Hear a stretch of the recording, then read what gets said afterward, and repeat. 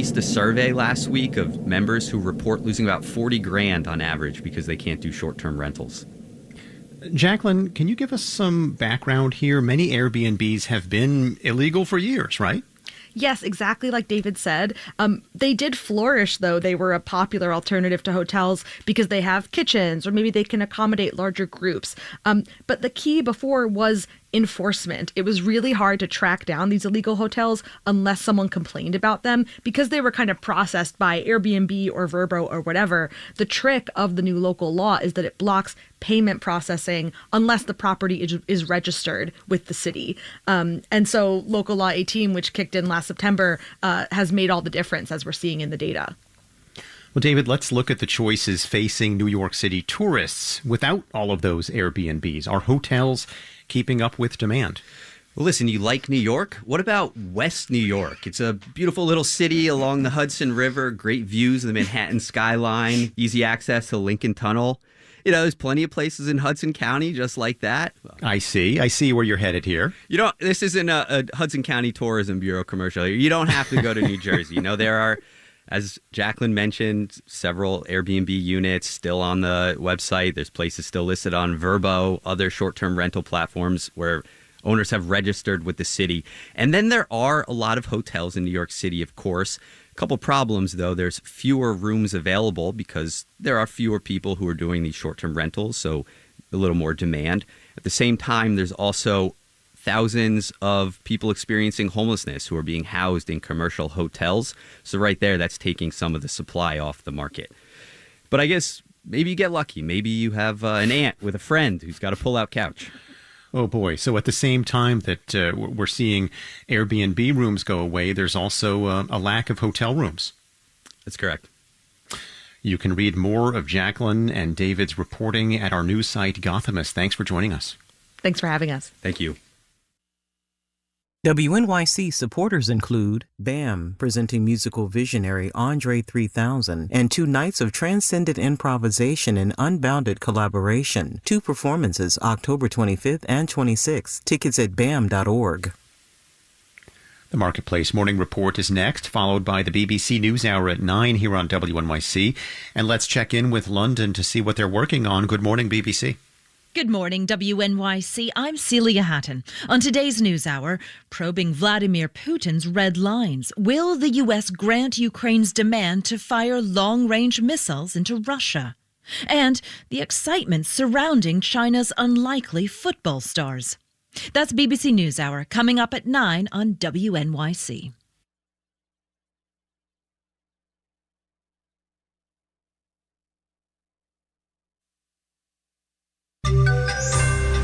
Boeing's unionized workers are on strike.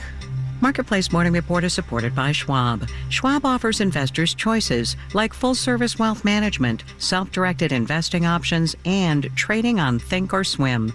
More at schwab.com. From Marketplace in Los Angeles, I'm Nova Safo in for David Brancaccio. The Boeing story in a moment. First, some 14 million people in the South have been under flood watches from Francine, which made landfall in Louisiana as a Category 2 hurricane on Wednesday. The slow-moving storm is dumping huge amounts of rain, and the National Weather Service forecasts that it will continue to do so through Saturday, posing flooding risks. But it's likely very few homeowners along the storm's path have flood insurance. As Marketplace's Samantha Field reports, that coverage gap is also an awareness gap. Regular homeowners insurance does not cover flood damage, but Mark Friedlander at the nonprofit Insurance Information Institute says a lot of people don't realize that. Flood and earthquake are always excluded from a standard home insurance policy. Those are 2 types of coverage you always need to purchase separately. But he says nationally, just 6% of homeowners have flood insurance, and most who do are required to because they live in a federally designated flood zone and have a mortgage. Very few homeowners purchase flood insurance voluntarily. It's a huge insurance gap, also a huge knowledge gap.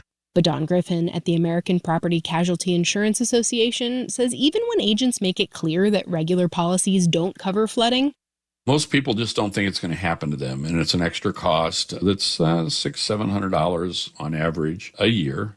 That often doesn't feel worth it. And Amy Bach at the nonprofit United Policyholders says for many, it's just too expensive. People also tend to assume that FEMA will make them whole, which is not the case. We on the consumer advocacy side really struggle to be able to alert consumers in a way that it's going to register. But she says the issue is bigger than just raising awareness. We've got to develop an all-risk product that will provide some basic protection against the full gamut of disasters. And not require people to piece together coverage themselves. I'm Samantha Fields for Marketplace. More than 30,000 unionized Boeing workers have walked off the job. Last night, they voted almost unanimously to strike. The work stoppage affects Boeing facilities in the Seattle area, as well as in Portland, Oregon, and Southern California. Marketplace's Nancy Marshall-Genzer has the details. 96% of the machinists at these Boeing factories voted to strike. They're members of the International Association of Machinists and Aerospace Workers. They want more money. Boeing offered them a 25% raise over 4 years. The union wanted a 40% pay hike, plus changes in pension benefits. Boeing also said it would build its next plane at a unionized plant. The union says it'll now regroup and plan its next steps as members walk picket lines. Boeing says it's ready to get back to the negotiating table to reach a new agreement. The company says it wants to reset its relationship with its workers. The strike comes at a tough time for Boeing. Its 737 MAX jet was grounded after 2 fatal crashes. It's flying again and production on new MAXs has resumed, but there are still problems. A door plug blew off in Alaska Airlines 737 MAX last January. Now deliveries of new MAXs to airlines will be delayed because of the strike. I'm Nancy Marshall-Genzer for Marketplace. Let's do the numbers. Markets in Asia were mixed. Japan's Nikkei fell 0.7%. Hong Kong's Hang Seng Index rose 0.8%. Dow, S&P, and Nasdaq futures are mixed as well. The Nasdaq futures are down 0.1%. Dow and S&P futures are up 0.1%. There's news this morning from the U.S. Trade Representative's office. It's finalized the list of Chinese imports that will face steep new tariffs, first announced in May. Many of the tariffs take effect on September 27, including a 100% duty on Chinese-made electric vehicles. Notably, the Biden administration declined the U.S. auto industry's request for exclusions for components used in making EV batteries. Marketplace Morning Report is supported by Amazon Business, aiming to help save time by offering smart business buying solutions so there's more time to focus on growing the business and less time doing the admin. More at AmazonBusiness.com. And by Clear Channel Outdoor, offering a nationwide network of billboards and data solutions that help businesses build brand awareness and influence consumer behavior. Billboardsforbusiness.com. About 43 million Americans lived in poverty last year, according to new figures from the Census Bureau. The nation's poverty rate was nearly 13% if you account for things such as geographic differences in the cost of living. The rate rose despite better economic growth overall. Marketplace's Matt Levin explains why. Typically, poverty rates fall during periods of economic growth and a hot labor market. And with unemployment at historically low levels in 2023, lower-income workers did see wage gains. The problem, though, for many poor families, inflation. So essentially, when the costs of things go up, that reduces the amount of money that people have in their pockets at the end of the day. Michael Collins is a poverty researcher at the University of Wisconsin-Madison. The biggest driver of the higher poverty rate is also the source of inflation the Fed has struggled with the most. Rent is more expensive. And so rent took away more money out of people's budgets. And so as a result, they had less money left over for everything else. And while rents were escalating, many families saw pandemic-era government programs expire, like expanded food stamp and free school lunch benefits. Bradley Hardy is a professor of public policy at Georgetown. That's a meaningful contributor to this uptick in child poverty. An uptick to the tune of nearly 14%. Back in 2021, only about 5% of children lived in poverty, mostly because of a brief expansion in the child tax credit. Congress let it expire after 1 year. Hardy says restoring that credit would have a profound impact. There's quite a bit of evidence that providing economic security, lowering levels of economic hardship, lowering poverty can have long-run economic returns for the kids who are growing up in those households.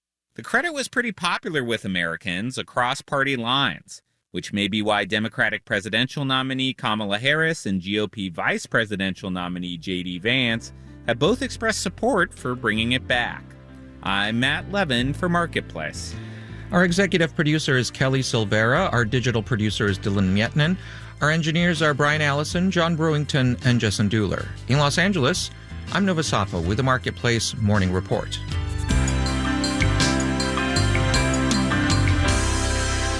From APM, American Public Media.